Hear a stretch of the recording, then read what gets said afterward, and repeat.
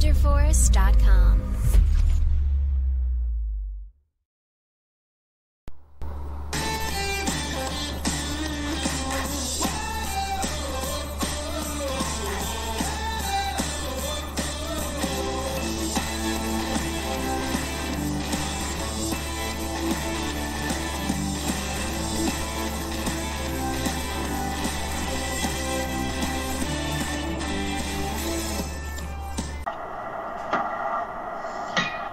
Boa noite, pessoal, boa noite.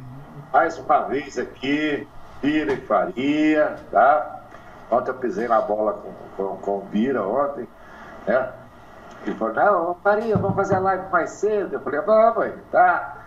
Aí deitei no sofá aqui, fui assistir filme, quando minha esposa me acorda 11 horas da noite aqui. Mas você não vai deitar na cama, não? Tá? Eu falei, puta que pariu. Que horas são? 11 horas. Eu falei, tá de sacanagem. Aí, pessoal, mais uma vez, obrigado aí pela participação de vocês aí, tá? Mais uma vez aqui, o canal Bira e Faria não é dupla sertaneja, tá, pessoal? É simplesmente a respeito dos fatos que acontecem aí na política. E hoje, mais uma vez, nós estamos aí. Hoje eu não pisei na bola, não, porque o Bira já estava demorando, quase estava deitando no sofá já, tá?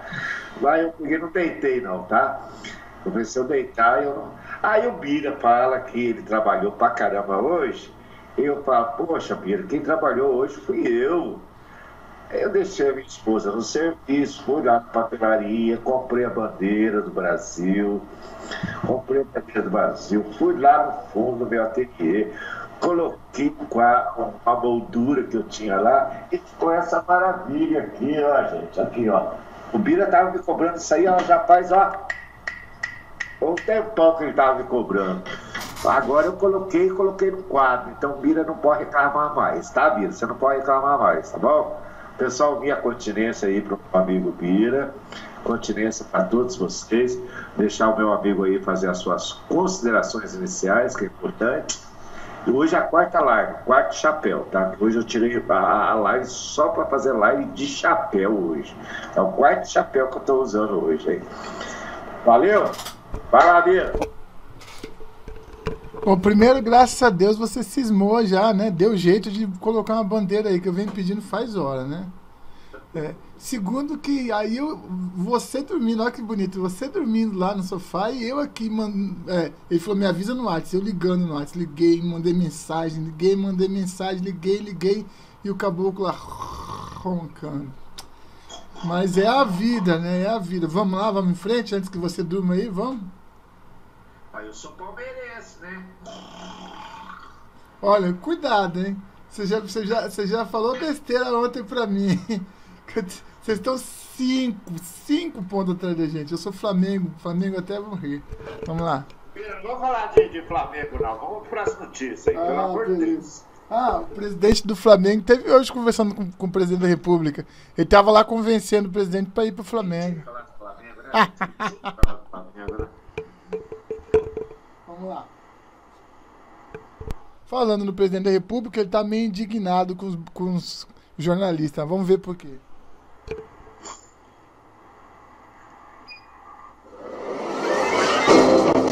O presidente Jair Bolsonaro respondeu uma matéria publicada pelo jornal Correio Brasiliense e disse que nunca falou em dar fim à estabilidade do servidor público durante as discussões do governo sobre a reforma administrativa ainda em elaboração. Bolsonaro criticou também uma outra reportagem da Folha de São Paulo envolvendo o presidente em um suposto caso de Caixa 2 durante as campanhas eleitorais. O presidente classificou as reportagens como covardia e patifaria. Ao deixar o Alvorada, Bolsonaro conversou com alguns simpatizantes.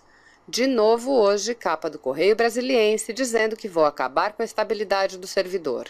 Não dá para continuar com tanta patifaria por parte de vocês. Isso é covardia e patifaria. Nunca falei nesse assunto. Querem jogar o servidor contra mim. Como ontem a Folha de São Paulo queria me ligar ao problema em Minas Gerais. Um esgoto a Folha de São Paulo, disse o presidente. Lamento a imprensa brasileira agir dessa maneira, o tempo todo mentindo, distorcendo e me difamando. Vocês querem me derrubar? Eu tenho couro duro. Vai ser difícil. Continuem mentindo, acrescentou. As informações são da Agência Brasil. Vou responder para vocês. De novo hoje, capa do Correio Brasiliense. Ele que vou acabar com esse tabela de servidor. Não dá para continuar com tanta patifaria por parte de vocês. Isso é covardia e patifaria. Nunca falei nesse assunto. Querem jogar o servidor contra mim. Como ontem a Folha de São Paulo querem me ligar ao problema de Minas Gerais. Um esgoto a Folha de São Paulo. Lamento a imprensa brasileira agir dessa maneira. O tempo todo mentindo, distorcendo, difamando. Vocês querem me derrubar? Eu tenho couro duro. Vai ser difícil. Continue mentindo.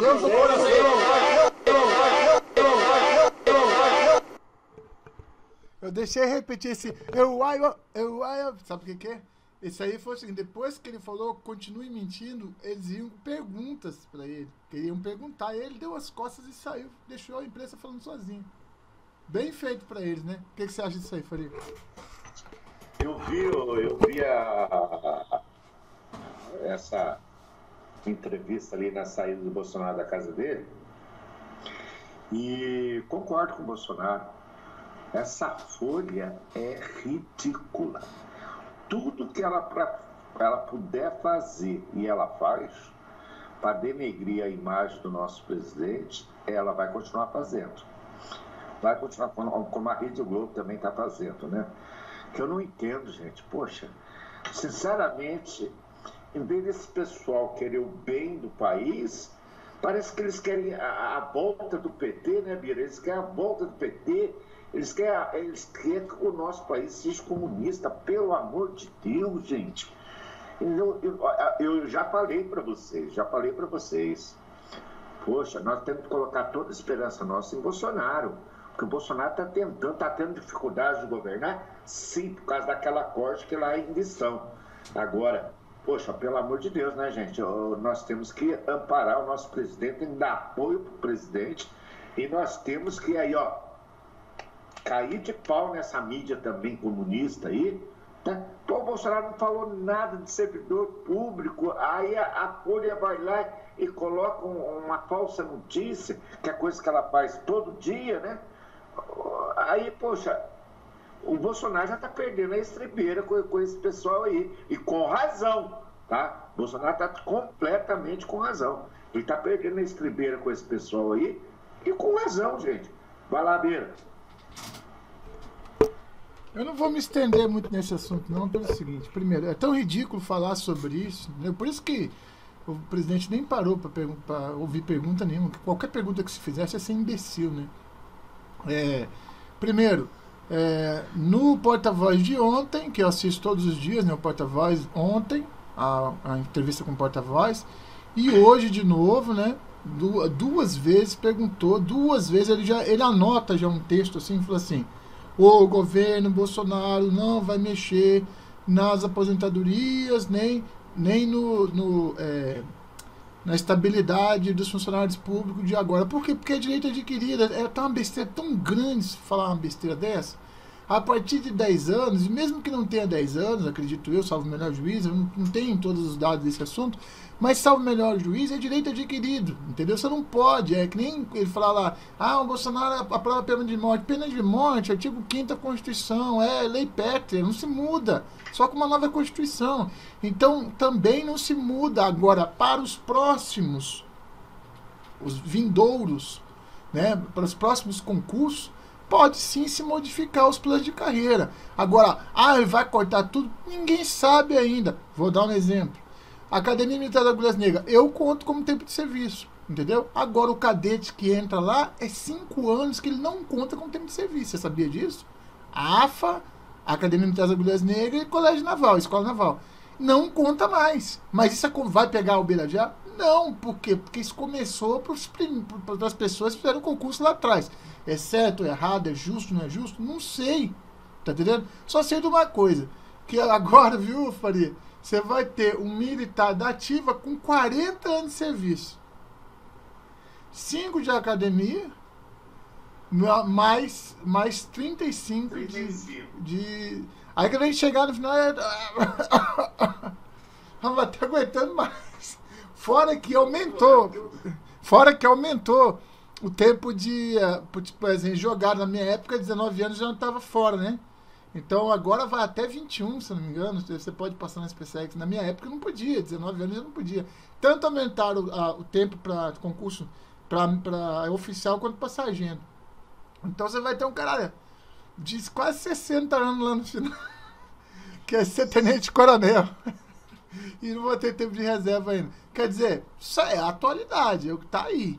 Bom, de qualquer forma, de qualquer maneira, falando sobre os problemas de publicidade, eu queria já passar para a segunda que tem a ver. Vamos lá? Vamos passar para a segunda? Vamos lá.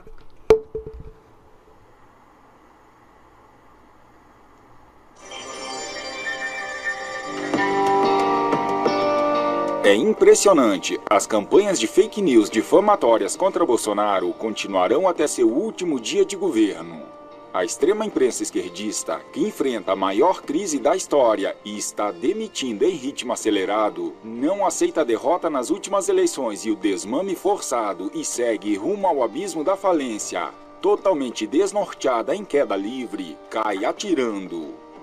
No mesmo final de semana em que a reportagem da Record denunciou que o PCC pagou advogados do PT para derrubar decreto do ministro Moro, no desespero em tentar afrouxar as medidas que estão sendo tomadas para sufocar o crime organizado, a Folha correu para publicar uma matéria que mostra que um depoimento dado à Polícia Federal e uma planilha apreendida em uma gráfica sugerem que dinheiro do esquema de candidaturas laranjas do PSL em Minas Gerais foi desviado para abastecer, por meio de Caixa 2, as campanhas de Bolsonaro e do ministro do Turismo, Marcelo Álvaro Antônio, ambos filiados ao partido.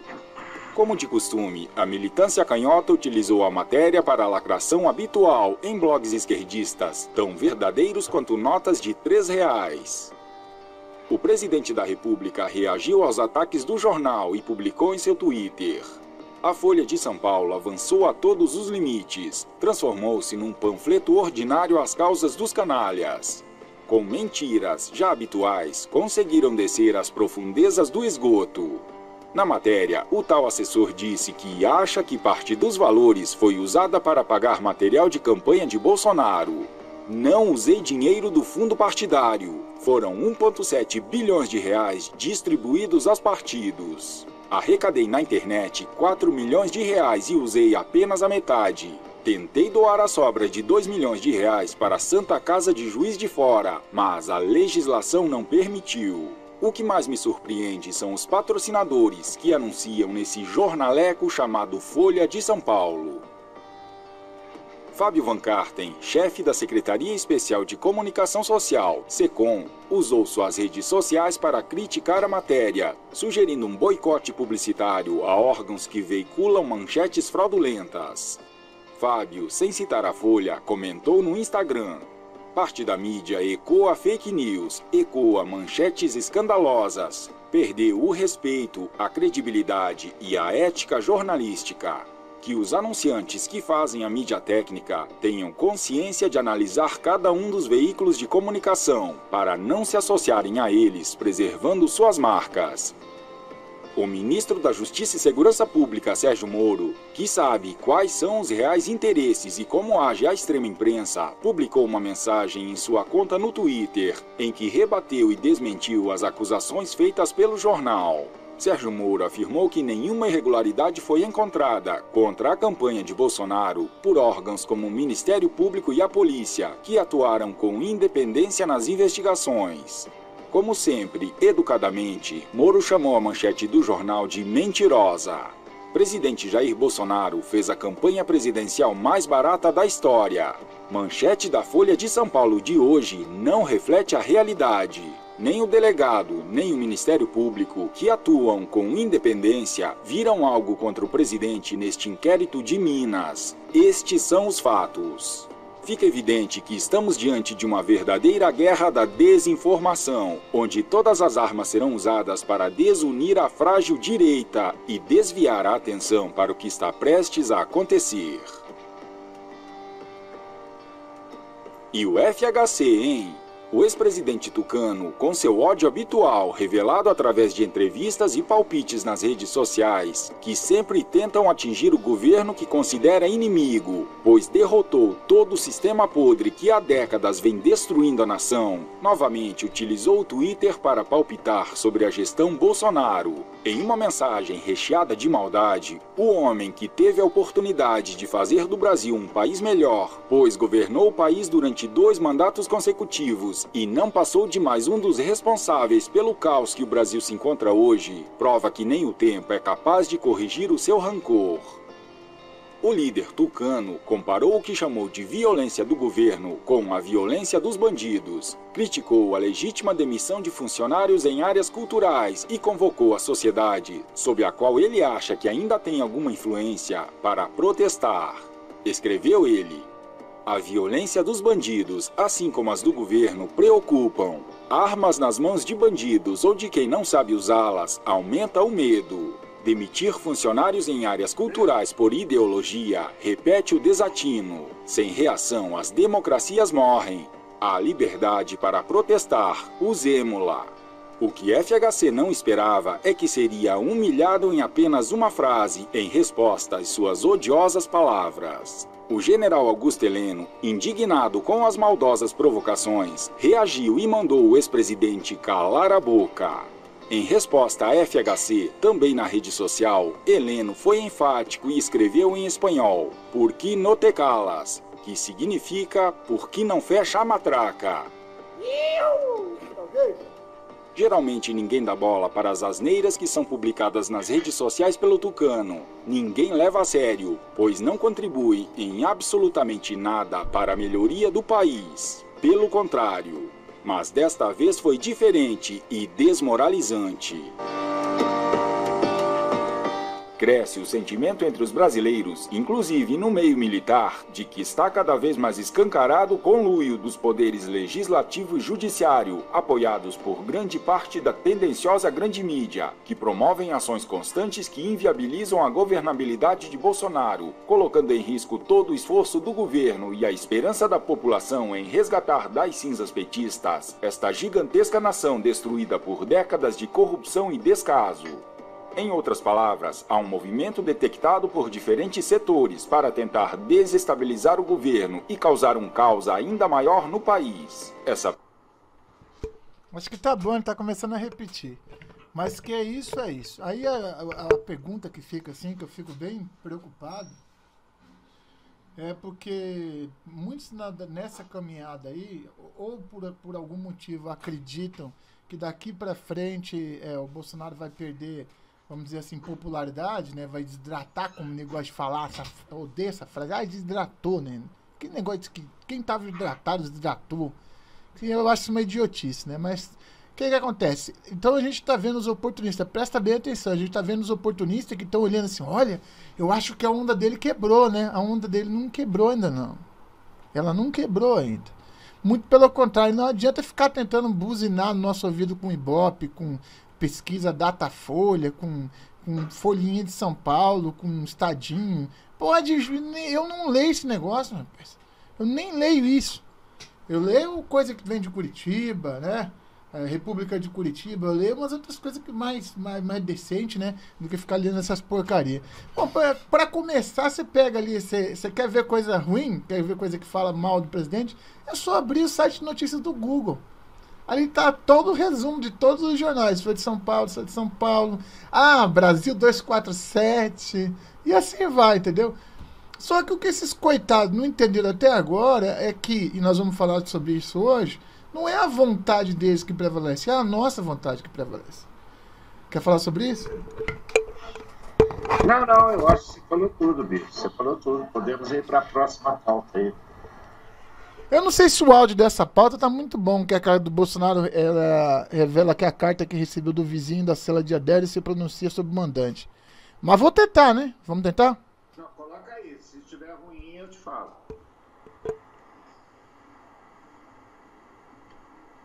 O senhor tá bem? Tá tudo agora, porque tá no pela mês, minha né? idade e pela gravidade, então muito bem. Já Com todo respeito, se fosse uma pessoa normal, por exemplo, sedentário, então, dificilmente ele ia sobreviver.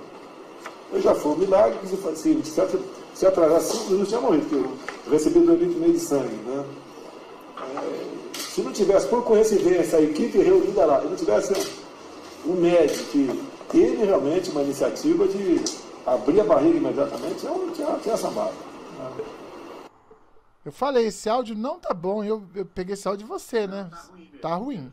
O que eu acho que aconteceu? Esse áudio eu acho que alguém gravou no celular de longe, entendeu? Não foi um... Vamos em frente? Vamos em frente. Depois a gente vê esse negócio da carta aí. Vamos falar da Miriam Leitão? Globo mente sobre Damares Alves, mas leva invertida ao vivo e se dá mal. Fala, chiqueirezada, tudo beleza? Meu nome é Felipe Lynch, estou falando daqui de Mogi das Cruzes, São Paulo. E aqui nesse novo vídeo do Jacaré, eu vou te mostrar que a jornalista da TV Globo, Miriam Leitão, resolveu atacar de maneira covarde a ministra dos Direitos Humanos, da Família e da Mulher, Damares Alves. É mesmo? Mas saiba que a jornalista comunista da Globo News, Miriam Leitão, não se deu mal somente com Jair Bolsonaro, como também agora com a Damares Alves. Neste vídeo, você vai ver a dura resposta que ela levou e acabou ficando caladinha. Se fodeu. Hoje, gente, estou gravando esse vídeo para mandar um recado para uma jornalista brasileira, a senhora Miriam Leitão, que nos últimos dias, na sua coluna na CBN, fez um comentário extremamente preconceituoso com relação à nossa atuação frente a este ministério. Ela estava falando sobre o dinheiro da Lava Jato que está voltando para os cofres públicos, especialmente a multa da Petrobras. E ela descobriu que 100 milhões de reais virá para o nosso ministério. E ela fez um comentário extremamente ridículo, preconceituoso. Vamos ouvir o que ela falou? Tem uma parte do dinheiro, por exemplo, que vai para 100 milhões, vai para o Ministério da Mulher, destinado a ações socioeducativas. Eu fico pensando, que ação socioeducativa? A gente tem que saber exatamente o que ele chama. Porque a ministra Damares acha, por exemplo, que a mulher tem que ser dependente do homem, ela acha que o feminismo é um horror, ela tem uma visão retrógrada sobre LGBT. Então, eu sei lá o que ele chama de ações socioeducativas. Eu acho que tem que ser, o dinheiro tem que ser usado, já que vai ser usado assim, não para que o governo faça as suas ações, muitas delas que são contestadas pela sociedade, né? Tem que ser uma coisa que seja de fato bom para toda a sociedade brasileira, né? Que tenha... Peraí. Que sociedade é essa? Que sociedade ela tá falando? Porque essa sociedade deve ser lá da vizinha. A besteira dela vai aumentar.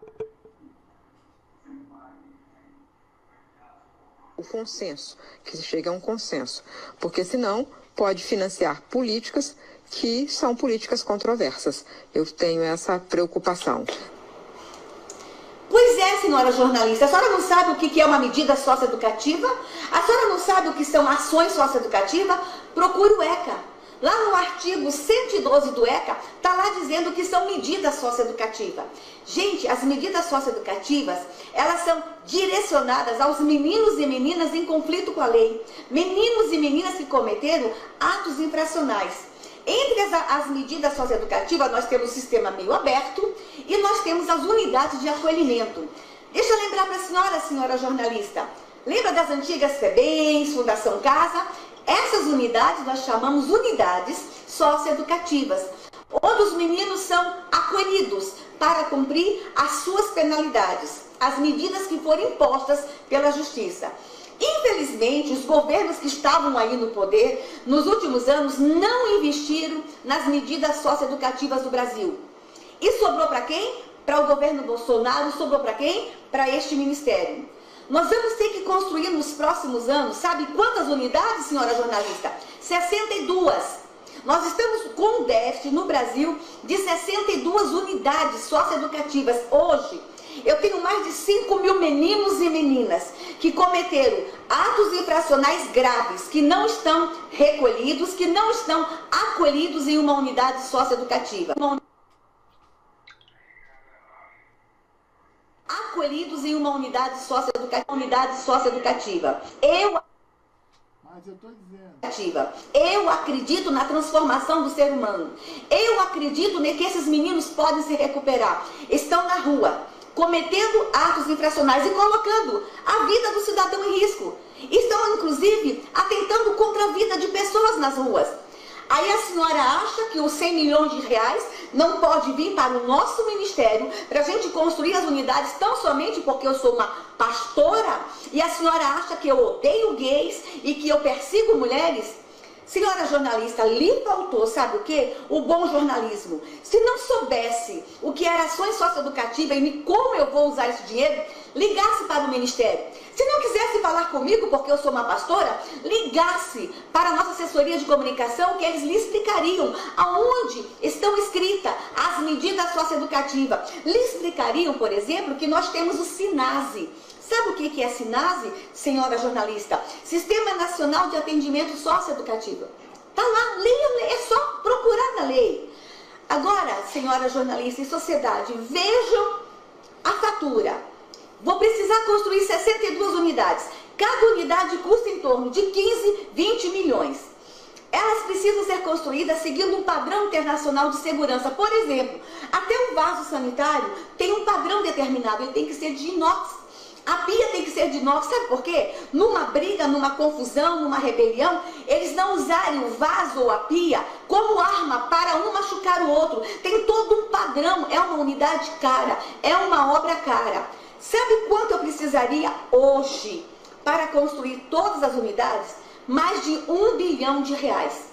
E agora a gente ganha 100 milhões de reais e a senhora coloca em dúvida o trabalho deste ministério. A senhora não quer que a gente construa as unidades? Então consiga um lugar para colocar esses meninos. A senhora acha que a pastora aqui não tem condições de construir as unidades? Arranja um lugar para mim colocar os 5 mil meninos que estão nas ruas. Viu, jornalista? Isso sim que é direitos humanos. Quando tiver dúvida sobre a pastora, liga para mim, liga para o nosso ministério. Desculpa, gente, eu estou tão brava, mas chega de tanto preconceito religioso no Brasil. Chega. Vir colaborar para a gente resolver os problemas da nação, tá difícil, né, jornalista? Mas criticar é 1 minuto. Leia o ECA. Leia a lei que instituiu no Brasil o SINASE. Lei 12.594 de 2012. Desculpa, gente, eu estou tão brava. Mas estou tão preocupada com esses meninos e meninas. Está na hora da gente fazer alguma coisa. Descaso dos governos anteriores. A criança e o adolescente dos governos anteriores nunca foram prioridade. Bora, gente, desculpa estar brava, mas vambora. É que eu tô cansada de tanta perseguição, tão somente por ser...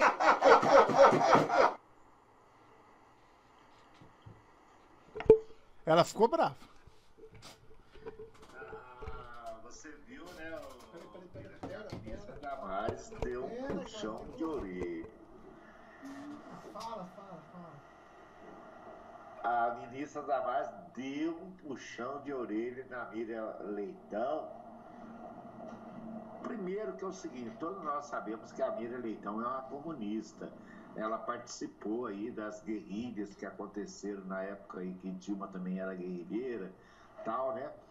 E nós sabemos qual é a posição da Miriam Leitão, né?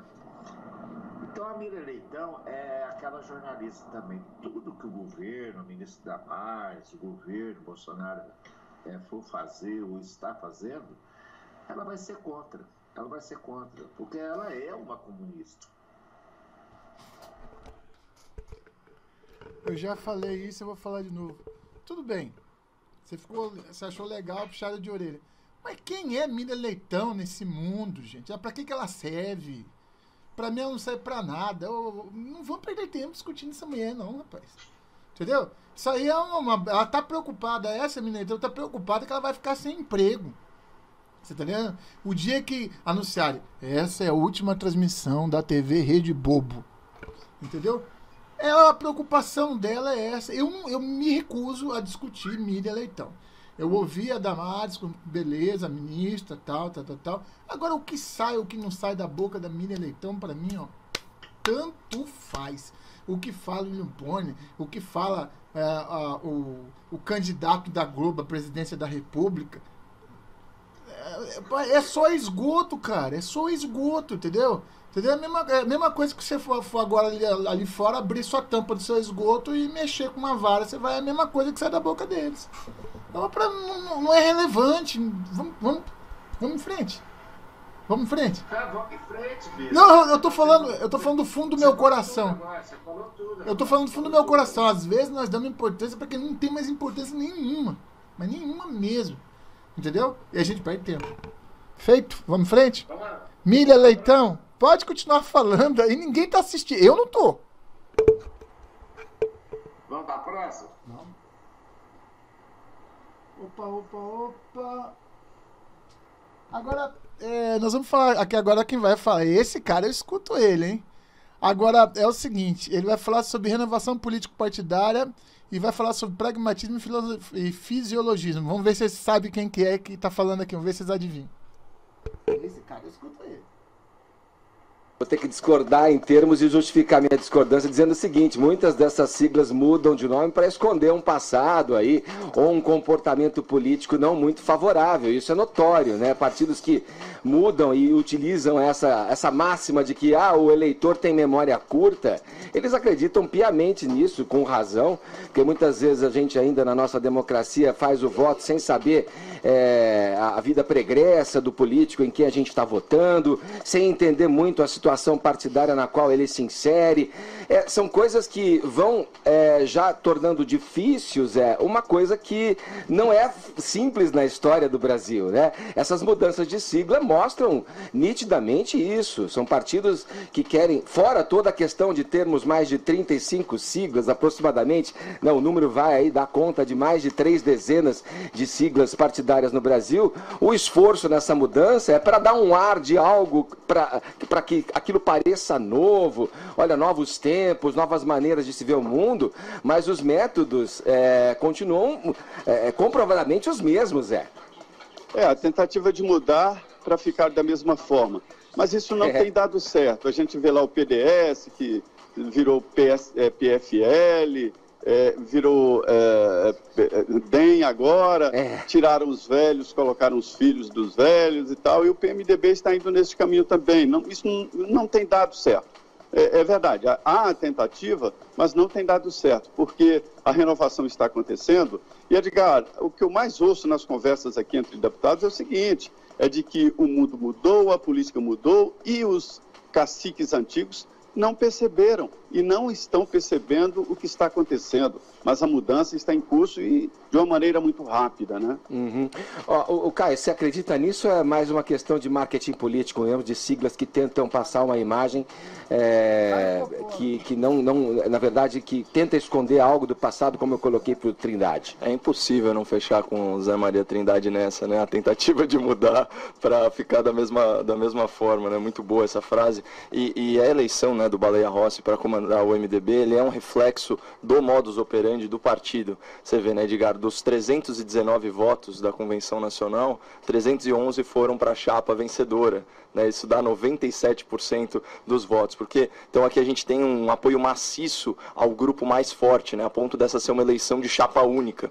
É virtualmente impossível, num ambiente democrático, que 97% dos filiados concordem com qualquer coisa, muito menos quando o assunto é eleição partidária. E aqui teve a nota oficial do MDB, que é emblemática, diz o seguinte, abre aspas, a convenção do MDB desse ano ocorre em clima de entendimento e necessária unidade, pois o partido precisa voltar a crescer. Existe aqui uma confusão conceitual muito importante, que uma coisa é você formar a maioria, isso daí é próprio das democracias. Outra é você formar um consenso a ponto de haver uma eleição quase que por aclamação. Unidade, ela não implica unanimidade, né? E já ensinava o Nelson Rodrigues, toda unanimidade é burra.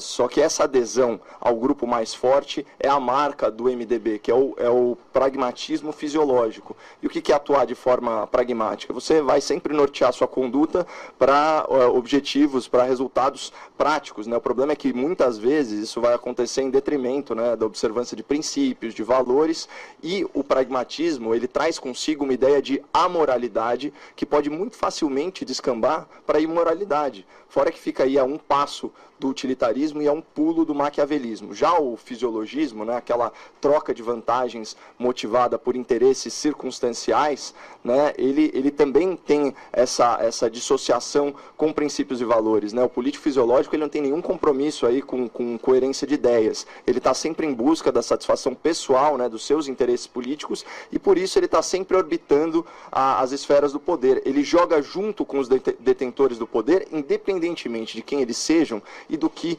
eles defendam. O Zé trouxe aí um panorama geral, né, história recente do MDB. Então você pega assim, desde o Sarney, passando pelo Collor, Itamar, Fernando Henrique, até o Lula, Dilma e o Temer, o MDB sempre teve no poder, e mais, sempre teve no poder e no governo. Né? E os resquícios dessa monstruosa influência, eles ainda permanecem, né? A gente pode considerar que o líder do governo Bolsonaro no Senado é um MDBista, inclusive investigado por corrupção, é um ex-ministro do governo Dilma Rousseff, né? Então tem muita gente que diz que o problema do Brasil agora são posturas muito ideológicas, né? Mas a falta de um sistema coeso, de um sistema coerente de ideias e valores também é um mal. E para fechar, Edgar, você falou muito bem aí na mudança de fachada, né? E eu encontrei uma análise cirúrgica sobre essa eleição feita pelo site Poder 360. E diz o seguinte: MDB fala em renovar, mas nova direção tem filhos de políticos e chapa única. A chapa se chama Renovação Democrática, mas concorre sozinha. Não há oposição. Entre os 9 integrantes principais do grupo, há 3 filhos de políticos tradicionais, ministros, governadores, por aí vai. Os demais integrantes já estão na política há muitos anos. Então, assim, fica difícil mesmo enxergar uma mudança aí no sistema, quando o que nós temos são engrenagens do mesmo mecanismo sendo substituídas simplesmente por peças mais novas. Pois é, e curioso que você fala, quando você estava falando, por um momento eu achei que você estava falando do presidente, da família do presidente, com 3 filhos na política, essa história do discurso da renovação, né, e as práticas que não convencem, né, que não batem com esse discurso. Ô Zé, só para a gente fechar rapidinho, o quanto você acha que... Só para controle, esse tapinha que o Edgar deu aí, porque o Edgar é comunista, tá? Ele deu esse tapinha no Coppola, né? Eu pensei que estava falando da família do presidente, mas não tinha nada, não tem nada a ver. Até porque a ascensão mesmo da família do presidente foi juntamente com a ascensão do PSL, foi juntamente com a do Bolsonaro para a presidência da República. Como a gente já falou, que foi a wave Bolsonaro, a onda Bolsonaro. Aí vem encaixa o Edgar, vem querer encaixar a família do presidente também. Não tem nada a ver isso aí. Tá certo? Não tem nada a ver. O que ele falou aí foi que o MDB não mudou nada e simplesmente colocou os filhos dos antigos políticos na direção do partido. E isso não aconteceu em relação aos filhos do presidente. Eles foram eleitos também por causa da onda Bolsonaro. Mas não necessariamente são dirigentes de coisa nenhuma, certo? Só pra gente colocar aqui. Tanto é que convidaram o Eduardo Bolsonaro para ser dirigente lá de São Paulo, né, do PSL de São Paulo, e ele não quis, se eu não me engano. E aí foi o major, sempre esqueço o nome dele, o major da PM lá, que a gente sempre fala dele aqui. Ah, esqueci o nome dele, quando lembrar eu vou falar de novo. Então foi o Major Olímpio. É Olímpio, né? Olímpio? Major Olímpio, que foi ser o presidente da sigla lá em São Paulo. Portanto, gente, eu vou só deixar o João de Maria Trindade terminar aqui e a gente vai fazer o comentário. Que, digamos, essa tentativa de se dissociar, né, do poder, aí, do governo do Bolsonaro, vem aí pelo PMDB considerar que tem limites, até a adesão sistemática ali tem limites. O quanto você acha que se deve a esse governo de turno, nesse momento, o governo de Jair Bolsonaro? Olha, Edgar, essa tentativa do MDB de mudar, ela é um tiro no pé. Isso nunca deu certo, porque o Novo sempre tem um espaço já ocupado, os partidos já estão lá, e o MDB entrar nessa parte fica muito difícil. Acho que a estratégia do partido tinha que ser mesmo de manter o discurso de governabilidade, sei lá, aquele discurso mofo deles lá, mas pelo menos tem quem escute. Se eles tentarem fazer um discurso novo, não vai ter nem o que eles têm hoje e nem conquistar novos, né? E esta falta de... Olha, Edgar, eu já participei cobrindo, né, evidentemente, convenções do MDB que quebravam tudo, quebraram o plenário da Câmara, foi proibido O Congresso proibiu realizar convenções lá, porque o MDB quebrava tudo, aquela porta de vidro, tamanha era a disputa. E quando eu vejo assim, sem disputa, é porque não há opção. Ninguém quer pegar ali nessa coisa ruim. É igual o síndico de prédio. Ficam empurrando lá quem vai ser o síndico, porque não é uma coisa boa. Onde há poder, a disputa. Se fosse uma coisa boa, pelo menos 5 candidatos ali, né? Então é alça de caixão mesmo. Zé, fazendo uma analogia aí com a questão da água que vai permeando e ocupando o espaço por onde ela encontra espaço, ela vai ocupando. Em havendo mesmo essa movimentação do MDB ali, quem é que você acha que é o partido que pode ocupar o espaço, ou o grupo de partidos que pode ocupar esse espaço aí do chamado Centrão, enfim, com o protagonismo que o PMDB tem e com o tamanho da legenda, porque o PMDB é realmente uma legenda da maior, né, do Brasil, né? Se você for analisar o Centrão é formado ali de ex-PMDBistas ou iguais PMDBistas. Então esse espaço do PMDB já está ocupado, né? Esse é que é o problema do partido, é que ele não tem mais essa força. Então outros apareceram e ocuparam esse lugar ali, que está negociando no Congresso e tal, e o MDB virou massa de manobra, ou seja, entrou nessa maioria do Centrão. Perfeito, Zé. Obrigado pelas palavras, pelas informações. Bom trabalho aí em Brasília, meu camarada. Perfeito, bom dia a todos. Eu coloquei essa análise aqui porque o MDB disse que fez uma convenção para trocar a direção dele e colocar gente mais nova. E se você der uma observada também, o PSDB disse que se descolou do antigo PSDB, né? E o Dória disse que reinventou o PSDB. Então você já tem aí. Quem se mantém na posição ainda é o PT, que ele não tem, ele vai morrer com o barco dele afundando. Aí tem os partidos nanico, eu não vou citar, né? Que são os puxadinhos do PSDB, PSOL. E aí vai para o PCdoB, etc e tal. Mas, falando principalmente do PSDB, uma coalizão que está surgindo e vai continuar surgindo é do PSDB com o MDB. E hoje, se você observar, eles estão votando em vez de votar com o governo, como eles não estão conseguindo o que eles queriam, que era poder dentro do governo, porque o MDB, o PMDB, fale como for, o nome dele é o mesmo partido, não adianta, é aquele mesmo partido. Ele queria a mesma coisa que o Temer fez, certo? Ele queria estar no poder, ele queria, né? Eu não sei nem como é que o presidente... Bom, aí eu não sou político também, não entendo essas coisas, e como diz o presidente, ele está 28 anos dentro do Congresso Nacional. Eu não sei como é que ele aceitou botar um líder do governo dentro do Congresso que é do MDB, mas aí vá. Talvez seja para conseguir captar esses votos que ficam no meio. Só que chegou num ponto, que eu não sei se é um problema pessoal, particular do Congresso com o presidente, ou que as mudanças foram muito grandes, né, as mudanças necessárias, que aí eles começaram a votar com a oposição. O que você acha disso aí, Felipe? Biro, claro, eu sei que os seus comentários são em cima, né? Eu concordo com você, porque, poxa, o Dória, todos nós sabemos quem é a peça rara, né? Todos nós sabemos quem é a peça rara, né? Só está faltando uma coisa, né, Bira? A Joyce ir pro PSDB, né? Só isso está faltando. Mas eu acho que não vai demorar muito não, tá? Não vai demorar muito não. Sobre isso, está tendo uma crise já está tendo uma crise. Você sabe que a Prefeitura de São Paulo, a Joyce quer, né? A Joyce quer a Prefeitura de São Paulo. E parece que o Major Olímpio também quer. Major Olímpio também quer. Parece que também quer. Portanto, aí agora já tem umas confusão aí nos bastidores aí, falando que talvez tenha um mal-estar entre essas duas situações. Não sei qual que é a opinião do presidente, porque ele não falou sobre isso ainda. Eu acho que ele não quer mexer nessa situação na frente, né?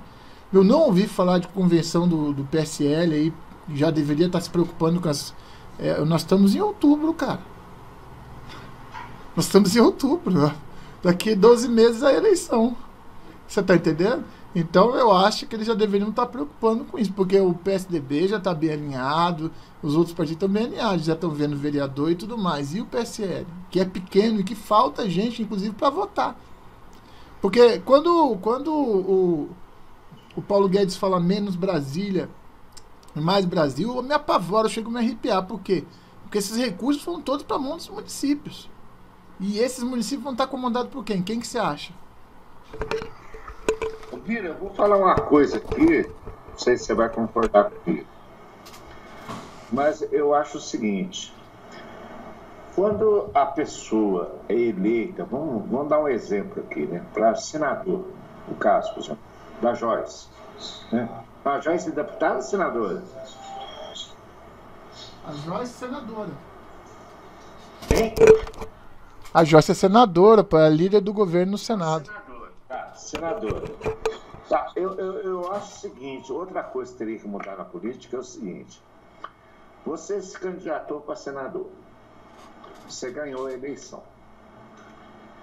Eu acho que durante esse período de mandato, não sei se o pessoal vai concordar comigo, mas nesse período de mandato, você teria que ser proibido da pessoa se candidatar para outro cargo. Ou seja, ela não se candidatou para o Senado, ganhou as eleições, ela tem que cumprir o mandato dela até o final. Aí depois que terminar o mandato dela, tudo bem, ela quer ser prefeita, quer não ser outra coisa aí, qualquer coisa, um cargo político, tudo bem. Eu acho que é o seguinte, as pessoas que foram eleitas para um cargo, agora vou pegar exemplo de Senado mesmo, foram eleitas, na minha opinião, tá? Uma opinião pessoal, eu acho que essa pessoa deveria cumprir o mandato até o final, já que ela se propôs para aquilo. Agora, chega no meio do mandato, porque tem uma diferença de 2 anos aí, né? Eleição federal para eleição municipal, estadual, né? Tem uma diferença de 2 anos de uma eleição para outra. E eu acho que é o seguinte, deveria ser proibido. Ah, você não se candidatou para senador? Candidatei. Tá, você ganhou? Ganhei. Tá, então você vai cumprir os 4 anos seu. Agora, chega na metade do caminho, 2 anos. Ah, não, pera lá, Prefeitura de São Paulo, eu posso melhorar aqui, não sei o que e tal. Mas não é assim, gente, porque eu acho que é o seguinte, você se candidatou, você tem que estar até o final do seu mandato. É a minha maneira de pensar, Bia, não sei se você vai concordar comigo, mas é a minha maneira de pensar, tá? Não, eu não discordo de você não, mas aí nós temos que ser justos também. Então, nesse ponto, o Eduardo também não poderia ser também embaixador nos Estados Unidos. Se a gente for pensar por esse prisma, tá certo? E também nós não poderíamos ter senadores, deputados federais como ministros, como tinha e tem ainda, se eu não me engano. Então, dentro dessa batida que você colocou aí, tá certo? Mas essa é mais ou menos... Não, eu concordo que se você se prontificou para o mandato X, você vai. Porque eu não votei no teu suplente, certo? Mas é o suplente que vai entrar. Não, concordo com você. É que nem o cara fala, eu vou fazer um negócio com você aqui, vou fazer nada, o cara vai lá e faz um negócio diferente. Aí bota outra pessoa para cumprir a palavra dele. Vamos dar um exemplo aqui. Eu vou construir uma casa para você. Aí, mas você garantido? Não, garantido, tranquilo. O material é esse, tal, esse. Lá pelo meio me aparece um negócio maior, construir um prédio. Aí, mas não, pode deixar. Eu falei, eu vou colocar um cara no meu lugar muito bom, tanto quanto eu. Aí o cara começa a vacilar com você, né? Aí você vai me procurar e fala assim, não, mas é que agora eu estou construindo prédio. Então, dentro dessa ideia, eu concordo com você plenamente. Então, mas já que se vai se eleger essa lei, diz quente, elege para tu e para todos. E para finalizar esse aqui, ó, o que esses partidos normalmente pensam na situação, porque na verdade é tudo um jogo de marketing. Na verdade, uma chapa única dessa tem só uma frase que eu poderia dizer. Os fins justificam os meios, para eles. Então, é mudar a capa para eles. É mudar a capa, mudar a cara, mas a política deles não mudou em nada. É a mesma coisa. A tal da governabilidade deles é aquela mesma governabilidade, eu tomo lá da cá, etc. Não mudou nada. Não mudou nada. Certo? Bom, indo em frente, se for possível, eu queria falar de um assunto que você pediu para eu colocar, que é sobre o problema do vazamento de óleo na costa nordeste brasileira, ou sobre o porta-voz falando sobre isso? Só o início, viu, Bia? Não, eu já peguei, fica tranquilo. O presidente voltou a falar hoje de manhã, na saída do Alvorada, que desconfia de uma ação criminosa que levou àquele vazamento de óleo na costa brasileira. Sem dizer a que se refere, se foi algum país específico, se foi um ente privado.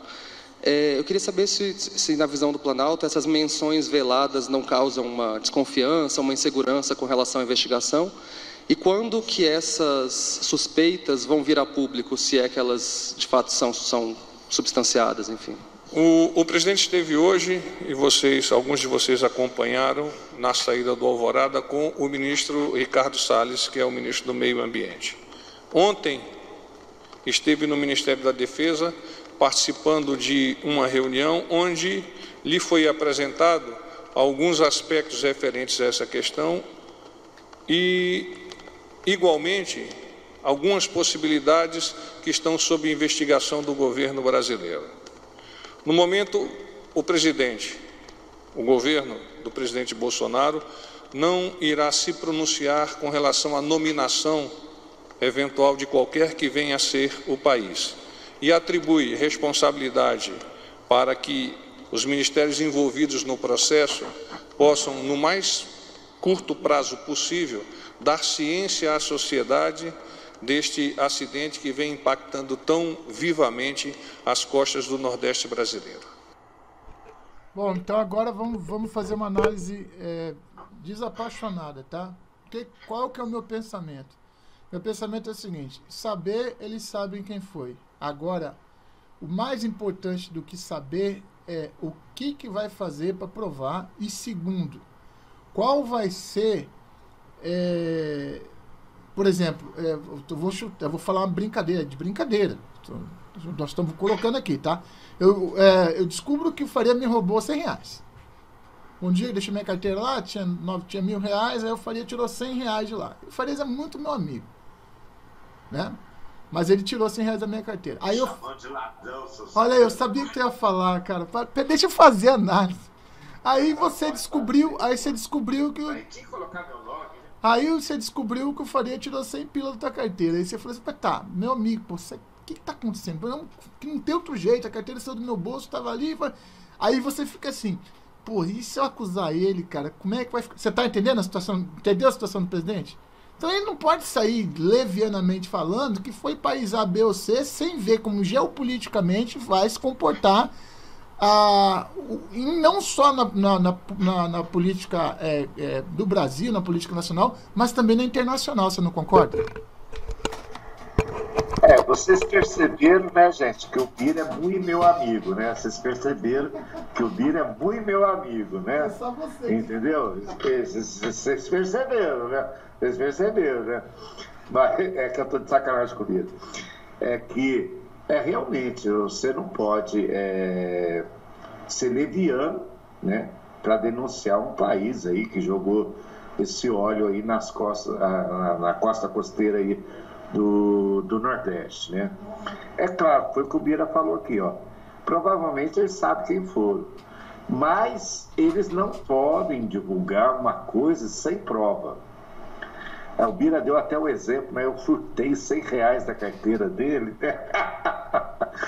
Eu furtei R$100, eu fui o único cara que foi na casa dele. Ele tinha R$100 na carteira e quando ele não aparece mais esses R$100. E agora, como é que eu vou culpar o Faria? Como é que eu vou falar com o Faria? Agora, como é que eu vou... Entendeu? Então, quer dizer, eu entendi o que o Bira falou. É que eu tô de sacanagem com o Bira aqui, tá? Eu entendi o que o Bira falou. Então, realmente, o presidente, ele não pode, que nem o jornalista falou, que país que foi... Não, calma lá, devagar, pera lá, gente. Ele tem que ter prova para anunciar, ainda mais ele falar de um país, seja ele qual for, ele sem prova, aí não dá, né, gente? Sem prova não dá. Ele tem que ter as provas para acusar determinado país, que nós sabemos que não foi o Brasil que fez isso daí na costa aí do Nordeste, né? Nós sabemos que não foi o Brasil, foi um país que chegou de navio lá, derrubou o óleo lá, foda-se o Brasil, entendeu? Então, quer dizer, só que, é claro, o serviço de inteligência tá no ar aí, tá está verificando, só que é cedo para divulgar ainda, né? Porque o jornalista é foda, né, Vitor? O jornalista quer a resposta no ar. Mas não é assim que funciona a coisa. É o que eu falei. Ainda mais se acusar um outro país, gente, sem prova, aí a coisa fica feia, porque aí vai ter que provar. Então eu acho que o Bolsonaro está certo, ele vai aguardar, vai ver o serviço de inteligência, vão verificar. Opa, quem foi esse país que jogou óleo na costa do Nordeste? Pronto, a hora que ele tiver certeza, que ele tiver prova que foi determinado país, pronto, aí ele divulga. Mas antes disso, negativo. Só para a gente finalizar esse assunto, lembrando que se houve vazamento de petróleo foi dentro da Amazônia Azul, né? A Amazônia Azul é a área compreendida pela Marinha, e patrulhada e vigiada pela Marinha, não só através de satélites, né, que a gente tem essa capacidade comprada, né, alugada, e que se tem mesmo qual é a capacidade, a gente não sabe, porque isso é um assunto de segurança nacional, também como o patrulhamento que a própria Marinha planeja, né, tanto as rotas da Marinha Mercante, né, quanto as rotas dos navios de guerra de marinha que fazem o patrulhamento da Amazônia, assim como tem o patrulhamento da Amazônia. Portanto, a possibilidade de saber quem é, agora tem que ver qual a situação, e depois tem que saber se eu vou chegar, Faria, tu me roubou R$100. O que você vai fazer? Vou lá cobrar o Faria? Entendeu? Não, você tá entendendo? Não, eu tô colocando numa situação bem delicada para você entender. A questão é bem essa, a questão delicada. Você tem que tomar uma providência. Ou você toma uma providência ou você fica desmoralizado. Também você não pode ir lá acusar o país e não tomar uma providência. Aí que tá o negócio. A imprensa, nesse caso, de novo, leviana, entendeu? Ou até parece que tá sabendo de alguma coisa aí, tá, sabe? Fica essa dúvida deles que tá sabendo de alguma coisa, está macumunado com alguém, sabe? Porque é muito estranho isso aí, é muito estranho isso aí. Porque não teve informação de navio que afundou, da frota brasileira não teve, porque senão já a gente saberia.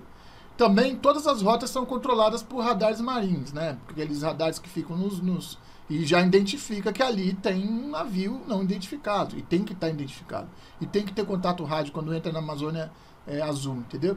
Portanto, é que nem o espaço aéreo do Brasil também. Entrou no espaço aéreo do Brasil, os meios de comunicação da aeronáutica vai plotar, porque tem uma aeronave ali que está não identificada, e se ela não se identificar, já vai 2 caças, vai fazer já o patrulhamento dela. É a mesma coisa que patrulhamento da selva. Se o pessoal entrar na selva brasileira e começar a fazer atividade lá dentro, daqui a pouco os guerreiros de selva vão cair para dentro.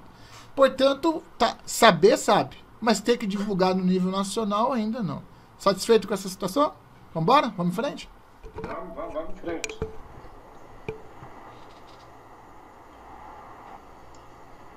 Muito bem, o ministro Vital do Rego, do Tribunal de Contas da União, determinou a suspensão da campanha publicitária lançada para promover o pacote anticrime de Sérgio Moro. A decisão, que foi assinada nesta terça-feira, é cautelar. O pedido foi apresentado pelo subprocurador-geral do Ministério Público junto ao TCU, Lucas Furtado. Na solicitação, ele citou uma reportagem publicada pelo Globo em 27 de setembro, que informa que a campanha custou R$10 milhões e diz que os valores não foram confirmados pela Secretaria de Comunicação da Presidência da República. Na avaliação de Lucas Furtado, a elaboração do material sugere possível direcionamento de verbas publicitárias em decorrência de interesses pessoais e ideológicos do governo. No despacho enviado à Jovem Pan, o ministro Vital do Rego dá o prazo de 15 dias para a Secretaria Especial de Comunicação da Presidência da República se manifestar sobre os fatos relatados, além de determinar a apresentação de documentos que comprovem os valores gastos com a campanha publicitária, o contrato com a empresa responsável pela produção das peças e demais documentos que sejam pertinentes ao assunto. A decisão foi questionada pelo presidente da Associação Nacional dos Auditores de Controle Externo dos Tribunais de Contas do Brasil. Na verdade, a presidente Luciene Pereira. Isso é matéria para o TCU fazer juízo de valor? Por que não se fez nada quando o governo lançou a campanha da reforma da Previdência? Foi o que ela perguntou em entrevista ao antagonista. Para Luciene Pereira, a representação que embasou a decisão do ministro sem consulta prévia à unidade técnica traz a avaliação de que o objetivo da campanha é tentar espalhar a sensação de insegurança no país, promovendo medo, ódio e intolerância. Na verdade, isso não é a opinião dela, não. É a representação que embasou a decisão do ministro. Ela tinha esse trecho. A presidente da ANTC reforçou que a campanha está informando a população, informando uma realidade e que o tribunal está fazendo um juízo de valor bastante complicado. Zé Maria Trindade, eu começo hoje por você.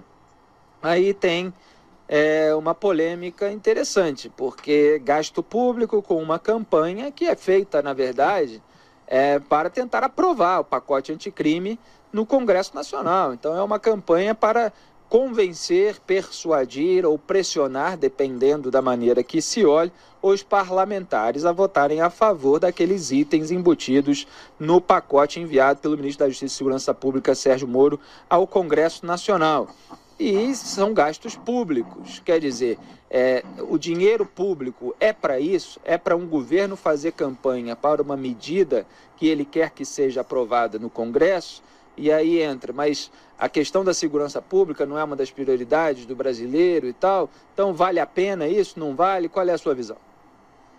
Pois olha, Felipe, esse assunto foi o debate de hoje no Congresso Nacional. Saí de lá, o Congresso votando um projeto de lei de suplementação orçamentária. Isso é hoje, dia 8, isso é de hoje. Tirando dinheiro ali da educação e de setores importantes, o país precisando de dinheiro e investindo dinheiro em publicidade e tal. Mas veja bem, a publicidade é um produto, né?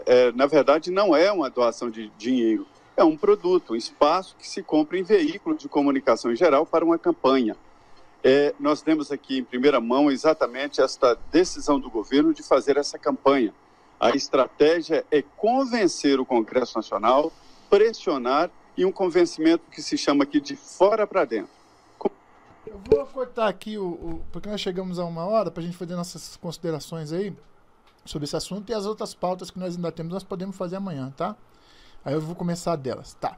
Mas é sobre o que o José Maria Trindade vai falar, é o seguinte, ele vai dizer o seguinte, ele vai dizer que essa pressão de fora para dentro é exatamente a nossa pressão, uma pressão popular, que quando a gente fala popular é opinião pública, porque roubam as palavras no Brasil, popular agora já remete a uma pessoa descamisada, não, popular é todo mundo, é do rico ao pobre, é todo mundo, né? Todas as matizes, todas as orientações sexuais, é todo mundo, a pressão popular. Alguém precisa pressionar você para você ver que o pacote anticrime é necessário? Ou você não vê, você não liga o telejornal de qualquer lugar, ou você não abre na internet e não vê os absurdos que acontecem todos os dias, gente sendo solta, etc e tal, por causa de não vai dar tempo de falar tudo aqui, mas por causa que a gente sabe que o Brasil é violento. E a campanha foi pautada principalmente em relatos que aconteceram, ou seja, se alguém viu, né, são relatos reais de que aconteceram, não é em coisa brega não. Quanto que se gastou o PT na época em campanhas? Eles gastaram mais de 40 bilhões de reais em campanhas, certo? Tanto de Minha Casa Minha Vida. Foi muito dinheiro. Aí o que acontece? Agora chega essa do Sérgio Moro, e aí essa era outra coisa que o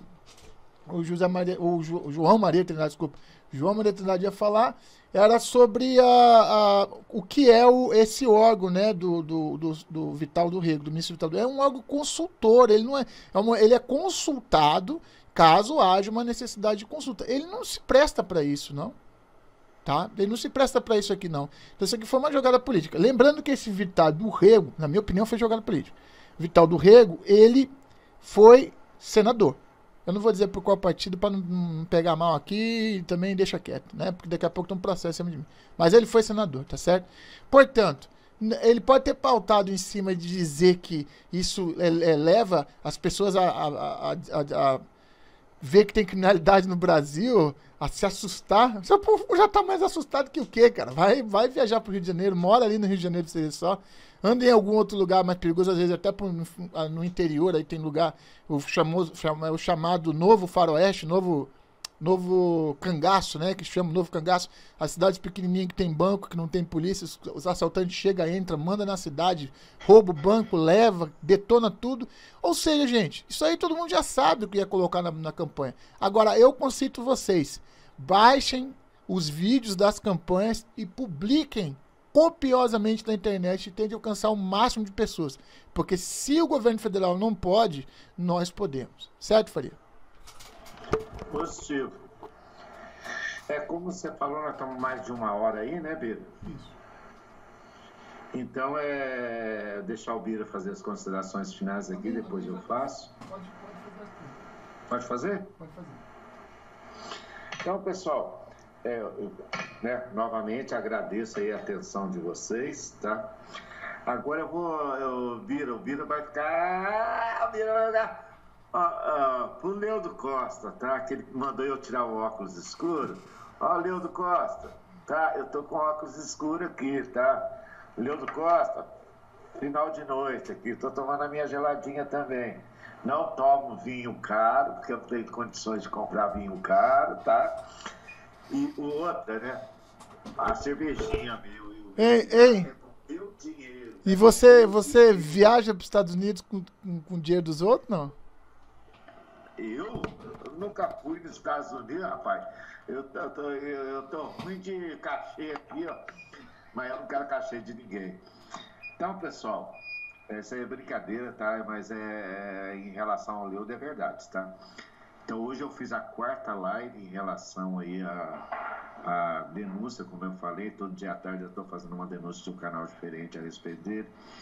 Mas nós terminando a live aqui, temos que terminar aqui, já ultrapassamos o nosso horário.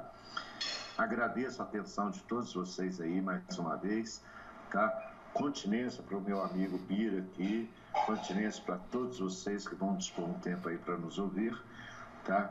E aqui, né, como nós falamos, né, Bira, aqui simplesmente não tem propaganda de YouTube e ninguém aqui quer vermelhinha, nem eu, nem o Bira, tá?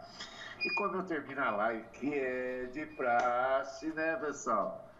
Nossa união é muito importante, continua sendo importante cada dia que passa, tá? Vamos apoiar o nosso governo Bolsonaro, tá?